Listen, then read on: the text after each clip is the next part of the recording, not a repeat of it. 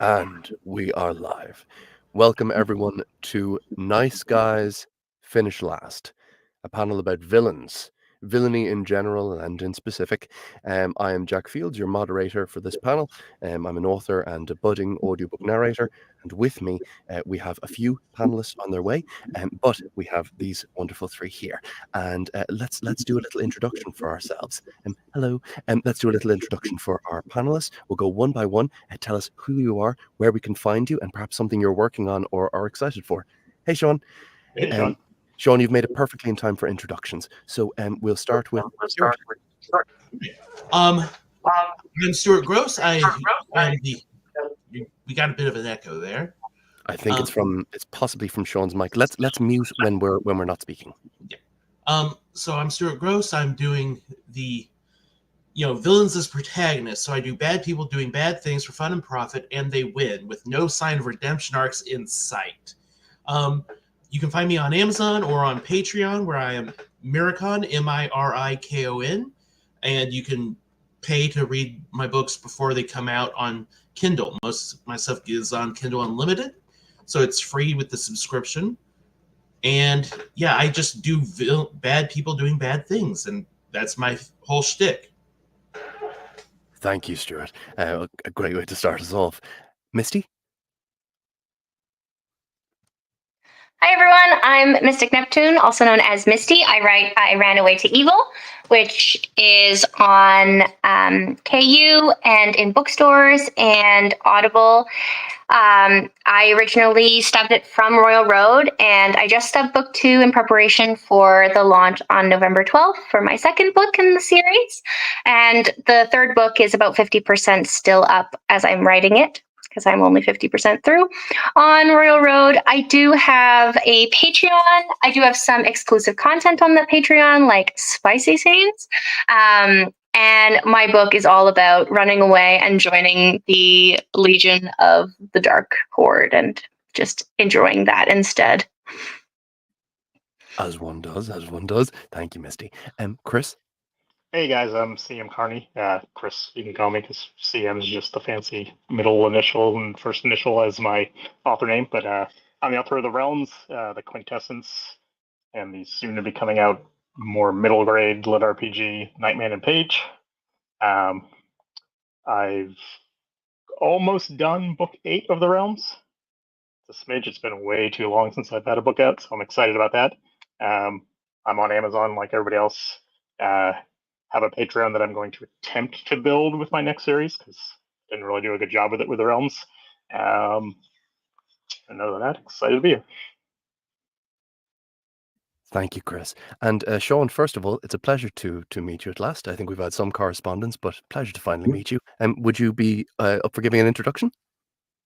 Yes. So I am the author of 51 lit RPG novels between Sean Oswald and David Burke. David Burke novels have harem elements. Sean Oswald, you can let your teenagers read. There's violence, of course, but it's all good. So you can find me on Amazon. You can find me on Facebook, Reddit, sometimes Discord. I do have a Patreon. But ultimately, I accept communication in almost any way, messenger birds and whatnot. I just like to interact with fans. I like the idea of several hawks appearing before you at any particular day with correspondence. My friends, we can get directly into it, and if any audience questions come in later, we can answer those. But to get us started, I think it might be prudent to start with a kind of cool pooling of inspiration points for evil characters. So when you were little, when you were small or growing up, what villains leapt out into your mind and made you shiver or grin? It could be from the page, could be from the screen. All additions are welcome. We can start with Stuart. I mean, Darth Vader is the obvious one. Looking badass, throwing things around at Luke Skywalker, lightsaber duels, all of that. And then you go into a bunch of other stories where the bad guys are just cooler, and because the heroes are all, here I come to save the day! And it's like, yes, that's nice the first time. It's the same reason why a lot of people, really like Batman more than Superman, because Superman generally has a personality that is as deep as a puddle and is as interesting as wet cardboard. Because he's Mr. Perfect Boy Scout, and that's what he's supposed to be. And unless it's a Mirrorverse where he's evil, he's not really that interesting usually, which is why Batman actually struggles with shit and fights people who aren't just corporate overlords. So Batman's more interesting. Batman villains are more interesting. 100%, I completely agree. Have you, Stuart, super quick, just to zero in, have you ever read Whatever Happened to the Man of Tomorrow or For the Man Who Has Everything, the Superman stories? I saw the Superman cartoon, one of the cartoons for Justice League, Yes. where they did For the Man Who Has Everything. Yes. And that was a good one. But yeah, so I don't read as many comics as other people might, because apparently those cost money. Indeed. And I haven't gotten around to ye old pirate shops to find the free versions. Because I don't do that, for things that have official releases. You might think a pirate's favorite letter might be Arg, but his true love be the sea. So yes, I completely. I sorry to derail us. I just wanted to see if you'd read those. They're particular favorites of mine, written by Alan Moore. Misty, then could we get your? Thank you, Stuart. Could we get a sense, Misty, of your characters who have leapt out from your childhood and early on? The villains that I vividly remember from my childhood are like Zoisite and all of the Sailor Moon villains. And I remember loving them. Like the evil queen who wanted to just murder everyone. Absolutely. But just the relationships and the back and forth that all of the villains had was so. I remember being 5 and just obsessed with whether they get a happily ever after. And the other two that kind of jumped out right away was Shredder from Teenage Mutant Ninja Turtles. Like, oh man, that guy was scary as a kid. Like, oh, he's just out to get you, and he's out to like just be a bad person. And then there was the last one I would say is Skeletor, who I just like. He was amazing. Everything he did was the best part of He-Man, and yeah. I'll also get Baroness from G.I. Joe. Yeah. Fabulous. Yeah, it is often interesting how those sorts of villains can emerge as the best part of their particular media, but perhaps we should get to that later. Fabulous. Thank you, Misty. Chris, could we get yours? It's funny because Misty stole my Skeletor, or not Skeletor, my Shredder one. But obviously, Darth Vader, I agree with Stuart Gross on that. A little bit later, when I watched Blade Runner for the first time, I thought Roy Batty was the coolest character. And then when I watched it a little bit older, I realized he's not the bad guy, really. So that made him much more interesting. And I think that's the kind of villains that I sometimes like to write, the ones that you can almost see their point, and they might not go about trying to do the things they're doing, whatever the right way is, but there's emotional depth in that character. I think is not really common in many other sci-fi villains specifically. But yeah, I'd say Roy Batty is probably my recent favorite. Absolutely. I watched that again a couple of years ago and was like, okay, this guy's not the bad guy. Yeah, well, you're absolutely right. And Chris's villains, folks, they've seen things you people wouldn't believe. Yeah, terrific speech at the end of Blade Runner. Sean, could we get? So first off, in full disclosure, I told Geneva I would be on any panel that she wanted me to be on. I probably don't belong on this panel. I think I write villains that people hate, at least according to the patrons. They say I love you. You write the villains that I love to hate, but they all die. They lose. The heroes win, and all of that. So going back, I would agree with Darth Vader. But I'm gonna go to this 1984 movie called Cloak and Dagger. It's about this little kid who's a spy, and Dabney Coleman is the bad guy.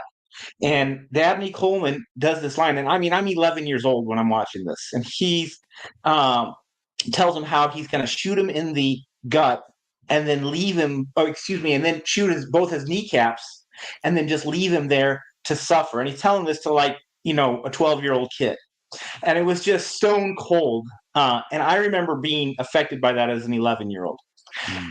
Now I see my villains a little differently. If I was to say a favorite villain now, I might point to Plankton from SpongeBob.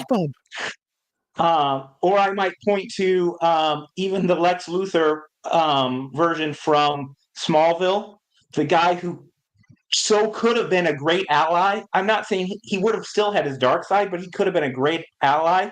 Instead, Superman just tosses him aside.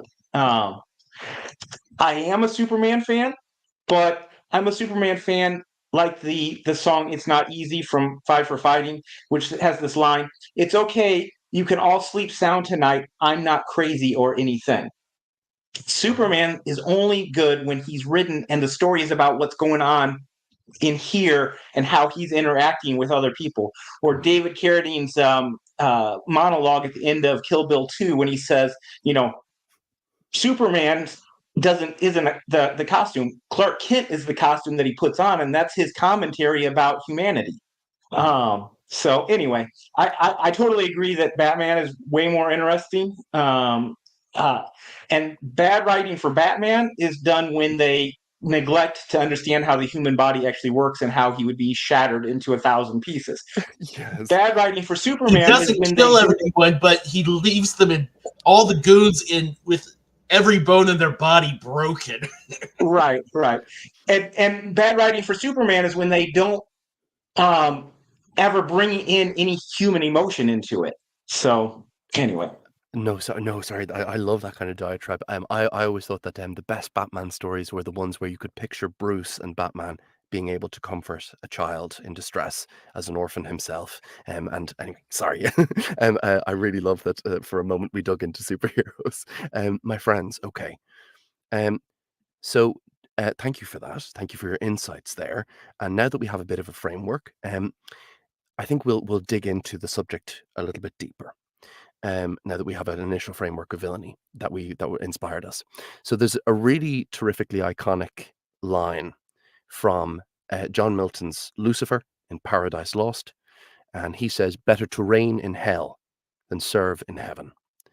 And that's about perspective, the idea of perspective in a story determining who is good and who is evil and who lies in between. It's a very lively topic, enjoyed over, I guess, kind of beers, ales, meads, and vodka tonics. But do you, as an author, endorse that idea? Is perspective, or the lens through which the storyteller allows us to look, is that perspective the determining factor in villainy and heroism? Could we start with Stuart? Yeah. Well, part of that is, history is written by the winners because the losers are dead. So in history books, you always, the people you see as the heroes throughout history, those are the people that won, and so people wrote stories about them. They wrote the people they fought as the bad guys because they're dead and couldn't defend themselves. But that, in our stories, that's not quite how it works. How I put it usually is that villains are heroes are inherently reactive. There is a thing and they react, and then to solve the problem, like they go on the quest to save, to stop the villain. They go on the quest to save the world. Something has happened that makes them do something. Villains are inherently proactive, and you see this best in superhero stuff because it's the villain is the one who makes the plot. The villain is the one who goes to do the stuff. The villain is the one who goes out and does things, and the heroes react. So yeah, that's the thing. The difference between villains and heroes is that villains do stuff, and that doing stuff goes against the status quo, and that makes the people who are sheep or just generally don't care think of them as the villain because it's changing, and change is frightening. That's very engaging, Stuart. That's very engaging. Misty, could we get your thoughts on this subject? I do like where Stuart is coming from. I do think that when you are looking at perspective, the villain is often not the villain in their own story. I mean, you can go back as far as Maleficent, who was not invited to a party. And so she did the proper thing, which was send a curse instead. It's that I think we all have a really strong base in what is considered villainy in Western and in Eastern society, and that's where I would point my gaze, because what is considered villainous is purely what you as a person consider, or you as a society considered villainous. Like an eye for eye in Asian literature is standard, that is justice, whereas we come from a Western philosophy where you turn the other cheek, or where being the bigger person is the true way to overcome and defeat your enemies. That isn't just stabbing them in the face. That also is a form of defeating your enemies, but where you come from and what your perspective on it really does have that beyond end all. So I do think that when you're writing villains and when you're seeing villains, creating a villain that has the perspective of them not being a villain, but we know they are still a villain, is perfectly valid. Or if they are a villain and they know they're a villain and they're out to get everyone because they want revenge, or they want to do bad things, that I think that they still recognize it. Like, you can have villains of all types. You can have the hero villain, the morally gray villain, the I'm just going to go off an orphanage villain, and their motivations are where I look to whether that was evil or not. I mean, obviously, a bunch of orphans probably evil. They probably didn't have to question that. They deserve it. Yeah. Or there's also the I do what I want because I can and you can't stop me villain. Yeah. Yes. Thank you, Misty, as well. I found particularly compelling there, bringing in the idea of cultural justice, eye for an eye versus turning the other cheek. That was very, very compelling. Chris, could we please get your thoughts on the subject? I tend to make my villains, and I think this is the kind that I'm interested in, as, or I guess what makes a villain is somebody who does what they want regardless of how it affects other people.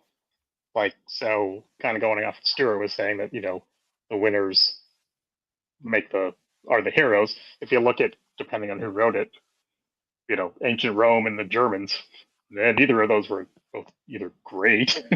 Both had their flaws. Both would have been villains to the modern mindset, or both would have been victims to the modern mindset, depending on which stories you want to pick.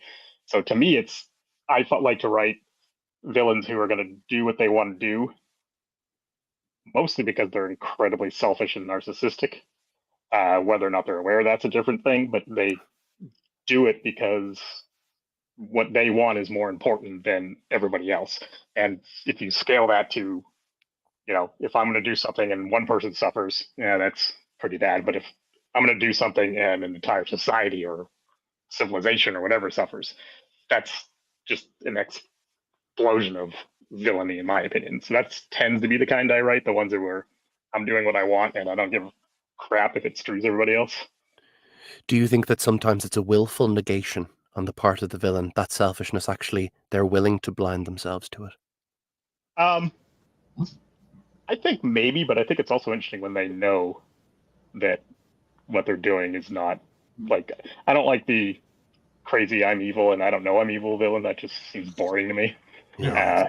I mean, the force of nature ones, like the aliens and the alien movies, those things still terrify me from when I was 14, hiding under my blanket because that was going to protect me from the ones on the ceiling.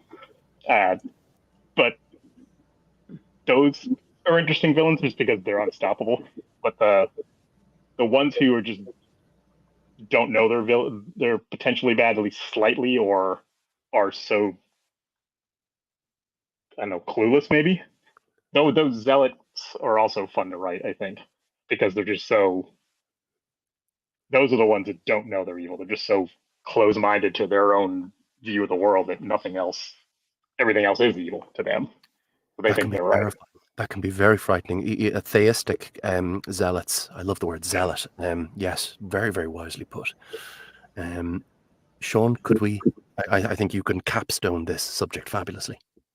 Well, first off, maybe I'm the only one who believes in objective evil. Ooh, I think that a please. lot of what we're talking about is subjective evil. But I like what Raymond Feist had his character Nacor say about evil.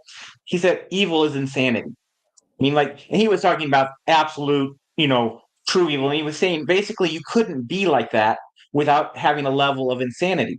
And a lot of the villains that I hear being described here, and a lot of the villains that I write, are narcissistic, selfish. They're definitely not people that we would really want for our friends. Now, some of them might be cool to have a beer with or whatever, but you wouldn't let them babysit your kids, and you wouldn't want them to be your best buddy, because it's only a matter of time until they betray you, because everything's about them. Um, and ironically, I think we have these patterns in society where we go from the, I'm a bad guy because I'm a bad guy, to the I'm justified, and I'm bad because corporate people have done this, and so my small evil is just a protest against that greater evil. Or even how they changed Thanos for the movies, because Thanos just wanted to kill because he wanted to kill, and He wanted to kill because he wanted to bang the personification of death. Yes, that he did, but there's a what if comic from where he wanted to create worlds where entire populations were born and bred solely to be sacrificed to death. He wasn't trying to save the environment, not in the comics, but ultimately they made him a more palatable villain for our current preferences today in the movies, because he had this twisted but noble motive. I think it's fair to acknowledge that villains come in all those different flavors, and the villains that my readers say that they love to hate are the ones who feel justified in what they're doing, whether it's because they don't care what anybody else thinks, or because they feel they've been wronged in some way that makes it so that they can do what they want to do. And that kind of brings something that I do with D&D style alignments, good versus evil, law versus chaos. Because law versus chaos is society's rules, chaos is your personal rules, and good is basically selflessness, and evil is basically selfishness. So somebody who's chaotic evil, they might still have a code they live by, but it is their code and it serves their rules. Whereas the theistic, lawful, evil tyrant, he has the rules of the kingdom, and that is what he goes by, and he cares about the rules, and because they serve him, and it's also why you absolutely have agree. the lawful good zealot destroying towns because they are sinners in the eyes of his righteous path, and so the whole place must burn. And like when I run a D&D game and we do a longer campaign, I don't give them they don't get to pick two letters to create their alignment. They have to fall between -10 and 10 on two different axes, and I move their point based upon their actions over time, and then they need to adapt and role play out what it is that their actions are leading them to. Yes, you change the index. I'll also point out that the why the actions happen are as important as what the actions are, because I like to say that no D&D quest can be done by a good party that also can't be done by an evil party. The evil party just has different motives and methods. So the evil party can still save the kingdom from the evil dragon. They're doing it for money, or they're doing it because the kingdom is where they keep their stuff, or they're doing it because the evil dragon is interfering with their own evil plans. But so most quests that we think about in terms of storytelling can be done by any alignment. It's the how they do it and the why they do it that makes them good or evil. Misty, you've been so patient. Well done. Please weigh in.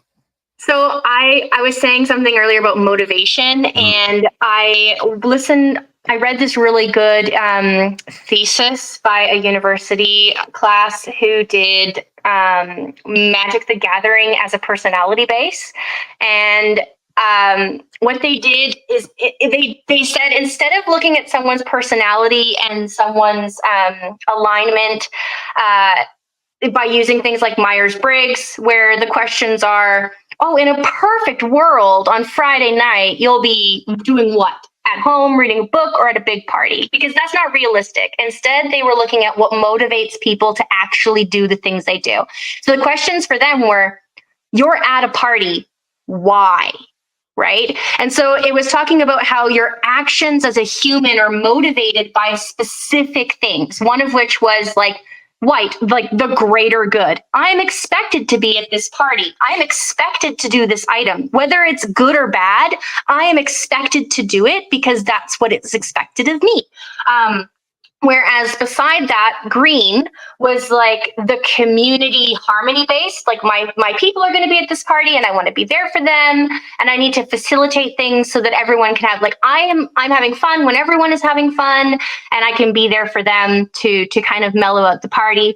Then you have red, which is like, I like parties. What idiot would go to a party if they don't like parties? Obviously, right? And then you had the black or purple when they were doing it, because was things like, well, I have something at this party that is I need, right? Someone here owes me money. I'm going to be gaining something from this interaction. The success of myself or my people is based on this party, so it has to be a success because it reflects on me. And that's that like more self-centered ideology. And in Western society, that's what we often consider the villain, but it's not always the case, right? That person can be like, well, me and mine have to succeed, so we're all going to make it to the end. Glasses push up person. And then beside them is the blue, which is the academic conception, which is like, I need to be at this party because I need to be seen at this party. The people who I want to associate are with this party. The person who I want to be would be at this party, right? What I'm gaining out of this is to be seen and to be a part of a community that I need to. And a lot of people who are in that sphere also have people on pedestals, like, oh, they're important, they're not important. This person is important. And so they pick and choose what they're doing based on their perceived hierarchy of the world. That is, if they like, they're right beside white, which is like the greater good, but they're also right beside black, which is that self-centeredness. So they're like the greater good, but for me. And that's how I define a lot of my villains. It's like, well, what is their motivation? What kind of person are they? What would motivate them to do these actions? Because like that's where I have now set aside an extra layer of how I deem my villains' actions are going to happen. Anyway, that's mine. No, absolutely. Thank you, Misty. It's an interesting sort of hue-based and pigment-based diagnostic tool. It's also very interesting how when Sean flowed naturally into kind of from objective evil to a kind of a discussion on the merits of certain things, and Stuart picked up on that, and then we got some answering sort of push and pull in the comments in terms of diagnoses of of lawful and chaotic. It's just interesting to see the kaleidoscope at work. Is there objective and or subjective evil?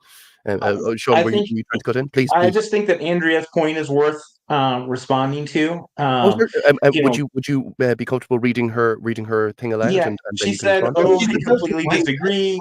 Personal code is still a personally lawful. Chaos is a purposeful denial of rules."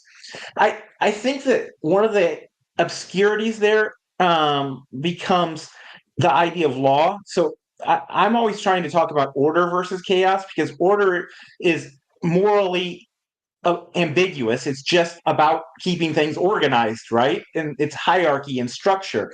And chaos is the opposite of that. There's laws today. I mean, we're not here to talk about politics. I could point out laws that are destructive to society and therefore chaotic. But order and chaos are kind of opposite extremes, and neither is morally pure or morally condemned, because they are a function of how we organize things. It's why I do believe the two axis of D&D, as simple as it was, had merit to it. So Certainly. And I think actually, perhaps I should employ my moderation here. Chris, we haven't heard from you in a little while. I'd love to hear your thoughts on objective versus subjective evil, and perhaps if you play D&D yourself, your own thoughts on law versus chaos. I have a lot of, somewhere behind me, a lot of RPG books. I don't Cool. play as much as I used to. Actually, I haven't played in a while, but I think I am in Andrea's camp when it comes to the nature of chaos and law. And though I do like the Axis, like Sean was saying, because I think that there's not only a variety, I think that those tools are useful for simplifying things, but I don't think that, oh, hi. I don't think that they're necessarily completely accurate to how people are in real life. And I'll say I sort of disagree with Sean on the objective and evil and good, because there's always a person or force who's choosing what that is to an extent, because I think as humans, we're inherently know what's good and right, good or evil, unless you're psycho, where that system breaks down. But all of us know, like, even if it's something minor, like, oh, I shouldn't eat that extra cookie. Well, that's not evil, but it's not good. Or to this grand level of committing real evil, I think you have to be nuts, because I think that inherent system that humans have that tells us what's right and wrong has got to be broken. Otherwise, you can't really do that stuff. So I don't know if that really answers the original question, but No, sorry, completely. Well, actually, I think based on the kind of the free form that we had entered, I think it was perfect as insights go. Thank you, Chris, and sorry, thank you to all of you for creating such an organic space within it, and to the comments as well. Okay, I'll get a little more structured now for a moment, and then we can see how we go. So okay, from stuffy, crafty wizards like Saruman to abstract menaces like Beelzebub in Lord of the Flies, to even magnificent bastards like David Xanatos in the 90s Gargoyles cartoon. Villains captivate us as an audience. And I'm wondering, what archetypes of villainy do you enjoy writing most, and why? Will we start with Stuart? I do the absolutely overpowered villains who, like, they are going to do what they're going to do, and you're not going to stop them unless you have somebody who is as powerful as they are or is as prepared as they are, and they cheat relentlessly, constantly. The only fair fight is the one you've lost. Fair fights are for, training and exhibitions. Everything else, you cheat early, you cheat often, and you keep cheating until you're alive, they're dead. End of story. And part of what I do as my villains is that, I go over the top, like dial it up to 11 and then dial it up some more, because usually when my villains are doing that, they're sending a message. And this message is one that you can see from orbit, says, do not fuck with me. And because they do it so big and so hard, they don't have to do it again. So it's like the thing where you went through and you put everybody's heads on spikes outside their mother's house. People learn, hey, maybe we shouldn't mess with this guy. And so they don't do it unless they have a really big problem with them. And then you set another row of heads out in front of somebody's house, and you keep the message going. And the more, you only have to do that a couple times before people stop messing with them. So your favorite archetype to write is pure apocalyptic cataclysmic. Only when only when somebody messes with them. Usually they're nice. Like in my system supervillain series, the villain is a family guy right now because he had him and his harem did harem things, and so there's a bunch of children, but he's a nice family guy. Of course, when some other people were threatening one of his family, he went and wiped out their entire organization, and did it quite brutally. A couple of them won't be seen for, ever, but they're not dead. The lucky ones died. I was on this this very same panel last year with Stuart. It's good to know that passion for villainy is still burning bright. Misty, could we get to your insight? So I was trying to think of all the villains that I've written. And I think that one of the things that has come up over and over again is villainy that is in their nature. So, like as an example, the first book I got actually published was probably my 12th or 13th written novel. And the villain was a woman who had killed her lover. And she had done this because a spirit, this half lizard, half spider shadow spirit had found her to be just dark enough to be a host, and had slowly been corrupting her magic and eating it. And in the act of corrupting her, she had become more and more erratic and lashed out with more and more of her natural viciousness. And she had become obsessed with painting, because she was a painter, her husband. And she couldn't find the perfect color for his eyes. So she would go out and harvest people's eyes that were close enough. And until she could find something that was like, so it was what she was motivated for was to finish this painting. And her nature of being just that level of distancing herself for art is more important than lives. Like, my art is more important than anything. And it was writing those two kinds of villains. One was the main character's interaction with her, but also the main character's interaction with the cureling that is literally eating this woman's magic and soul alive, and trying to defeat both of them in their own way. And then for I Ran Away to Evil, I struggled so hard writing the villains because they were narcissistic, self-centered individuals who just wanted to, they had no cares for their child. And so effectively, she goes off to fight the Dark Lord, who's just a paper pusher who likes to make some golems sometimes when he has the time and isn't running a kingdom. And then I had to actually sit down and write what the villains were saying. And I was very fortunate that I have a best friend, and she comes from an incredibly abusive family. And so she would, over the years, she sent me clips of messages from her parents.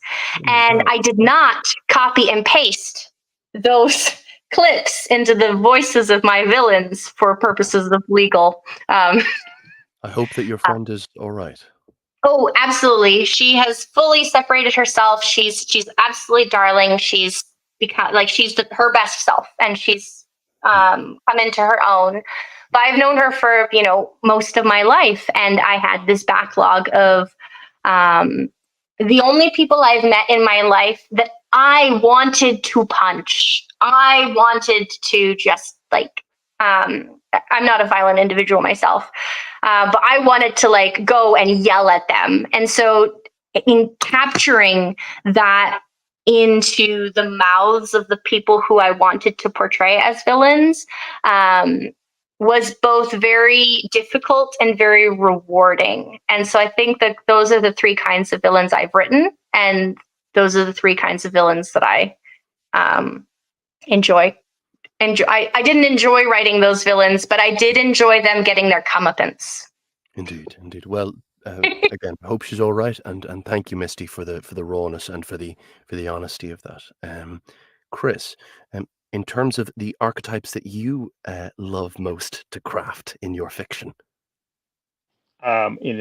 I would say that the main type of villains, and this is sometimes it's a lot more subtle, but like the theme behind the villains that I find most interesting are probably based a lot on my actual life philosophy. I'm a person who does not take well to people abusing belief, meaning like thinking that they're speaking for the gods or a elemental being or something that's more powerful than them, and then using that power to take advantage of other people. So that's where like the zealot thing comes in. I've always been sort of fascinated by them, but they at the same time it's like I find it sort of repulsive.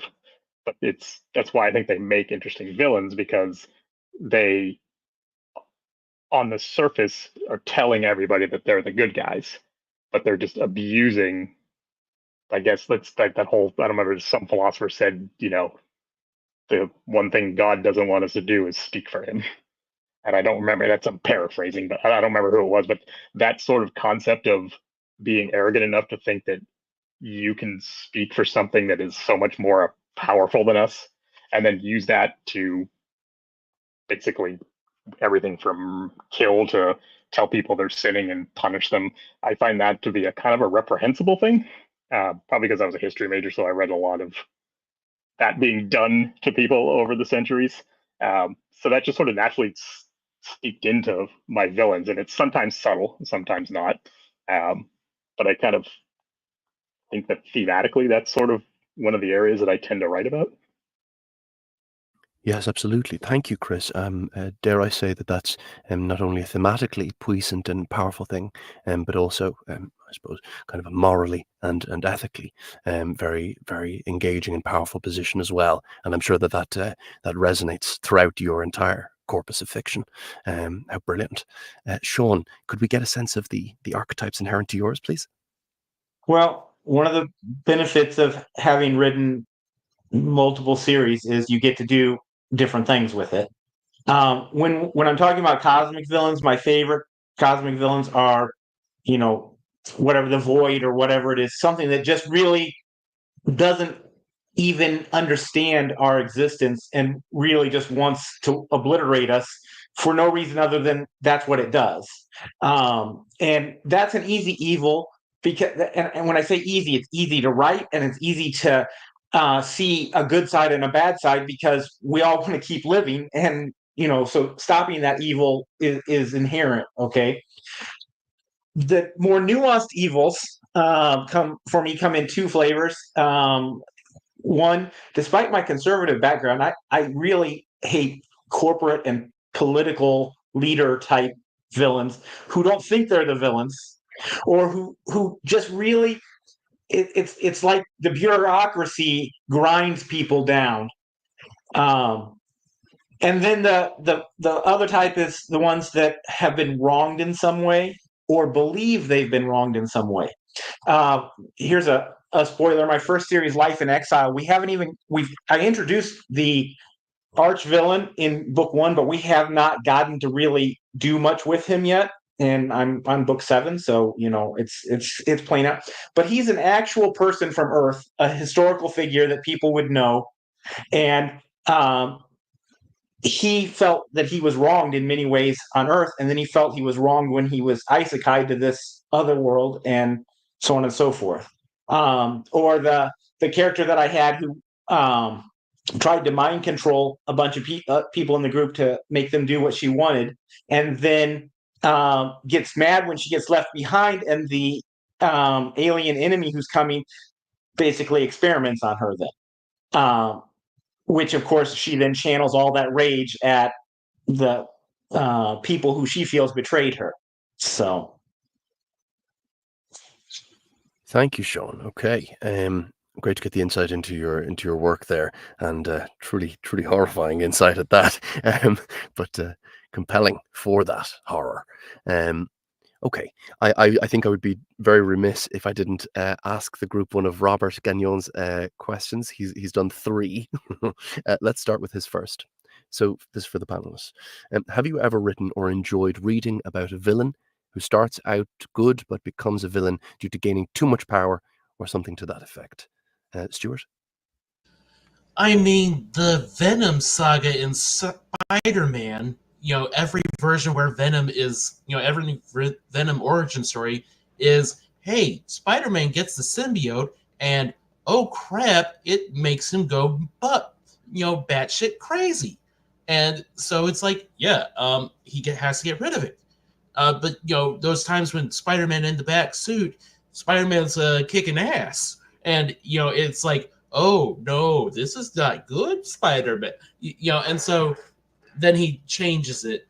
But yeah, that's most of the time I like the villains that yeah, they weren't exactly great people to begin with. They know they're not great people, and they're just gonna and now they have power, and so they can do something about what they didn't like.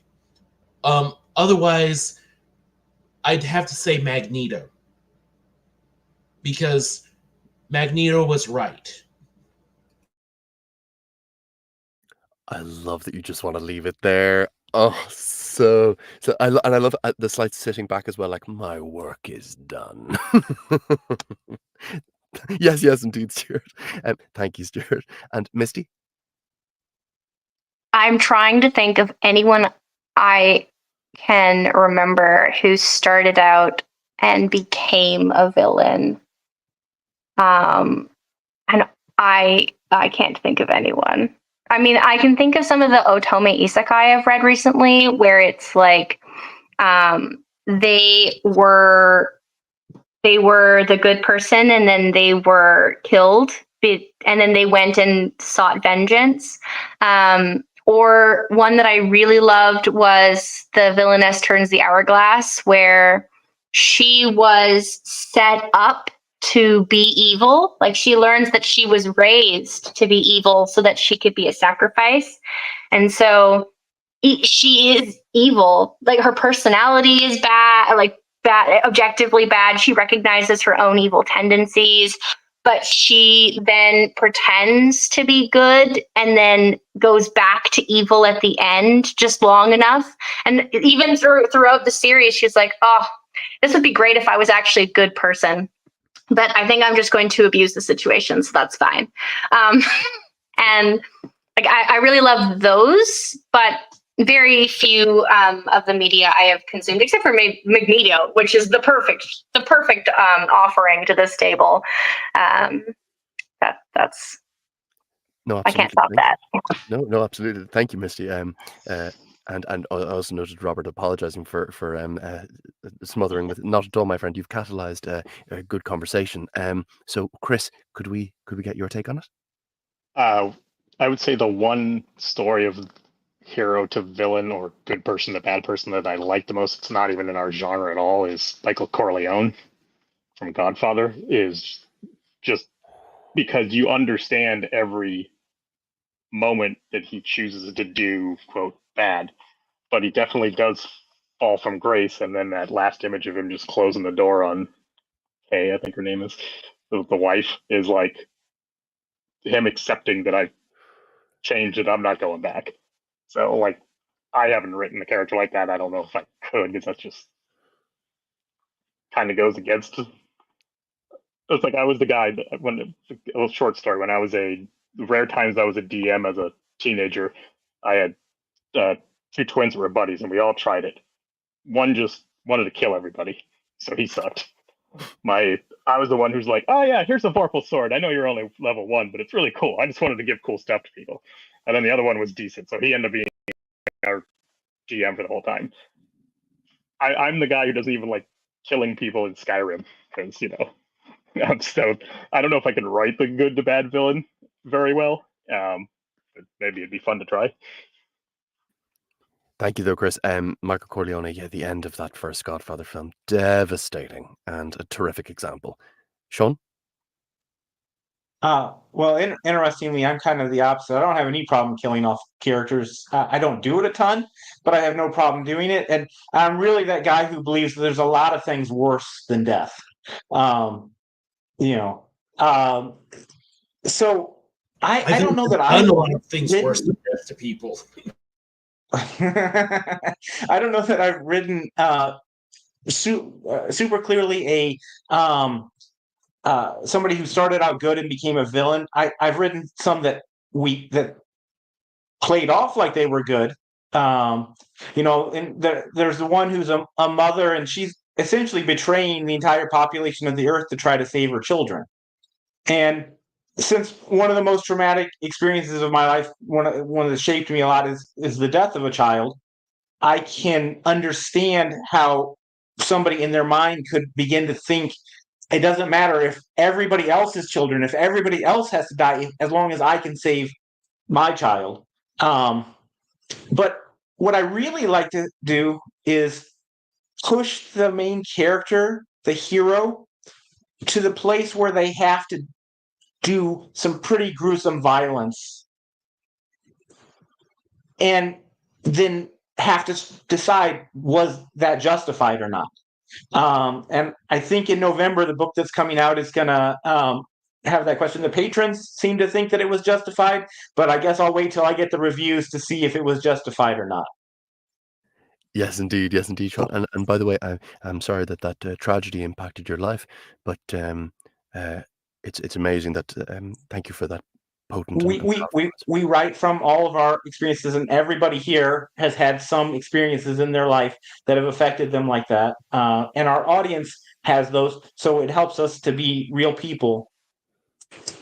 I completely agree. I write fiction along the same boundaries and lines, and thank you for saying so. That's damn honest of you, and I respect it. Okay, let's now, and we're back in the room. So, my friends, Brian Norden, Brian J. Norden himself has asked a question of us. When have you felt a villain was justified? Oh, this is such a Brian question. And you became sympathetic to their cause/plight. Stuart? Magneto, Sylvanas Windrunner, both of them did no wrong. I will not take any notes or questions on this point. A lot of the villains and most of my villains, like especially the one from the OP Lich is a returnee. They were summoned to the other world, and then she was killed. And so it's like, screw this world. And so she just sets the whole world up for destruction before coming back home. Yeah. Dear God. Misty? I think my problem is that I read so much isekai, and almost all the times you find out throughout the story the villain's motivations and how they got there, and I'm usually for it. Right? Someone has discovered that their parents were poisoned, and so they are seeking vengeance, or someone has discovered that they're the only. I would say like the only time I don't side with the villain is if the villain is inhumane. I would say, like, if it's them having a problem and coming to the like having that journey of them, like, I'm going to seek vengeance, or I'm going to go and do this terrible act because of these reasons, then I see those reasons and I'm like, yeah, I get it. Don't do it. Don't do it. But like, I get it. It's when they're like, oh, I'm just better than everyone else. It's fine. They can all die. That's the only time I feel not that understanding. I do not agree with your actions, but I can definitely see where you're coming from. And yeah. Yes, it ties into that matter of perspective that we delved into earlier. Yes, I get that. Chris? I think kind of going off of what you guys have both said, I think in this genre, we tend to fail to remember that antagonists and villains aren't always the same thing. Stuart probably would agree with this, considering, his antagonists are the good guys. But I think that, to me, an example like that Brian was asking is, again, Roy Batty. But to me, that's when the villain might be the antagonist for the story or the story structure, but turns out to either not be the full-on villain or makes you go, wait a minute, maybe the villain and good guy are actually the opposite. So I find that's the reason I love that character, and why I sometimes, when I am plotting stuff out, I specifically use the word antagonist sometimes and specifically use the word villain, because to me they're different. And especially since I also have point of view chapters from different characters, including the villain. So then obviously that switches who the antagonist is. But yeah, I think, to me, if you don't have some sympathy for the villain, quite often they're boring unless they're just so batshit crazy that makes them interesting. Like the Joker is interesting, but I don't have any sympathy for that dude at all. But he's so fun to watch or read. So with rare cases, like the only villains that are just pure evil that I'm actually not, and I'm not rooting for, but I actually go, these guys are fun to watch, are just the nut jobs. But if it's not that, then I generally don't sympathize with villains. So Stuart and I are probably on opposite sides of the fence on that one. Oh, yes, indeed. Put him up. Yeah. What are the sympathetic qualities of Sauron, of the Evil Eye, etc., etc. Not many. Sean, let's get your thoughts. Well, since this is Brian's question, there's this character in a book I read recently named Erica. And man, she gets under my skin. No, seriously, I actually understand what her thought process is, but what her thought, and I'm sympathetic to her in the sense that her thought process betrays a deeply disturbed and unbalanced individual who has developed no empathy for the people around them or anything like that. And we can see why when we look at what her power set is. When you're hearing people's thoughts all the time, you're probably not going to like people very much, because a lot of us don't like people very much to begin with. And if you could hear all their thoughts all the time, it's going to be even worse. The only villains that I truly sympathize with, though, I wrote a bit of a comic villain into Crystal Core. It's one of my or it's my current series under my pen name, where the guy's a cabbage merchant, and you know what that's a reference to, hopefully. And he's the cultivators and the mortals in the city are at tension, and he keeps setting his carts up where he can provoke the cultivators to destroy stuff, because then the city will pay him a premium for all of his goods. And so, on one sense, he's a villain, but on the other sense, he's trying to stick it to the cultivators in the only way that he possibly can, because they can kill him with a flick of their finger, So anyway, I think there can be fun like that. Just unbelievably cool to have us end on an Avatar The Last Airbender reference. My cabbages. My friends, alas, we are out of time. We will indeed. I loved it as well, Rob. So we're going to do a little outro for each of our wonderful panelists. And please tell us who you are, where we can find you, and maybe perhaps to part with an evil line, an evil tagline. Doesn't have to be from one of your books if you don't remember. Just a little evil tagline. Stuart, will you lead us off on our outro? I'm Stuart Gross. I have books on Amazon, and I have 190 titles on Amazon right now. Been doing that since 2017. Amazing. My most recent book series is Reborn as the First Boss. The tagline for that is First Boss, no thanks.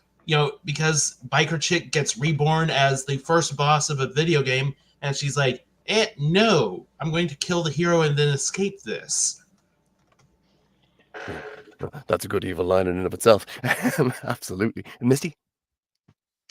this goes back to subjective because my Dark Lord in my book, I Ran Away to Evil, which you can find on KU or in bookstores or on Audible.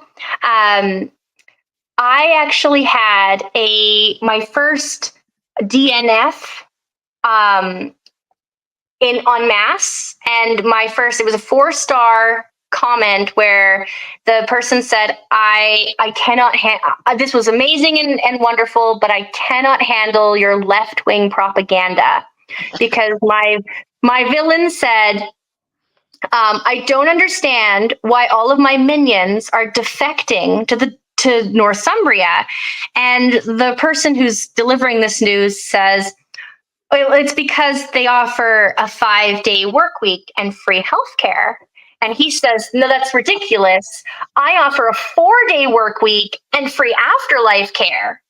And she says, yeah, but it doesn't matter if you raise, resurrect, or revive someone. They're going to choose the free back pain relief potion every time. And he's like, fine, go find me 5 healers. We're going to have free healthcare by tomorrow, or someone's getting killed. And so that was my evil line that a lot of people couldn't handle in book 1. So thank you. Misty. It's incredible. Teach a man to set a fire, he'll be warm for an evening. Set a man on fire, he'll be warm for the rest of his life. Absolutely fabulous, Misty. Thank you. Chris? I am going completely blank on any lines. It's okay, my friend. You can just I know there's one in my middle grade book, because the Dark Druid, who is the bad guy, is just a buffoonish, cartoonish villain, because it's a middle grade book. But I can't for the life of me remember what the hell it is. I just remember laughing when I wrote it, so I guess that means it's good. But as for my books, Amazon as normal, Audible. I just finished up my first Kickstarter, which was a very small one for an audiobook, just to kind of learn the system. Doom Vault, the next Realms book, is going to be launched on Kickstarter, just because I want to diversify off of Amazon in case, Bezos decides he wants to be a dick. So that should be November sometime. Not quite sure when yet. But other than that, the normal places, got Facebook group, Instagram, all that kind of crap. We shall keep an eye on November. Thank you, Chris. Sean? Oh, Sean, you're on mute, Sean. You're muted. I'm not sure Sean can hear us or know that he's muted. Sorry. I'm on Amazon. Leave it at that. The villain line that sticks out at me is maybe it's because of how Kathy Bates delivered it. But when she says, no one knows you're here, you better hope that I say okay, because if I die, you die. And just how chilling that was. It's not I'm going to kill you. It's just bluntly telling it the way it is. Oh, Misery, a terrific. Thank you, Sean. Awesome. And yes, on Amazon you can find Sean Oswald's amazing books and all these authors' amazing books. I'm Jack Fields. I've been your moderator. My line from Scarlet Citadel from a villain that I should choose is a pie seller says, "Would you like apple pie, Mr. Glint?" And the villain says, "Ankle pie." Apples? Ankle. So my friends, thank you so much that you made this a pleasure to moderate, and thank you, audience, for tuning in. We shall wave. Farewell. Queenly waves.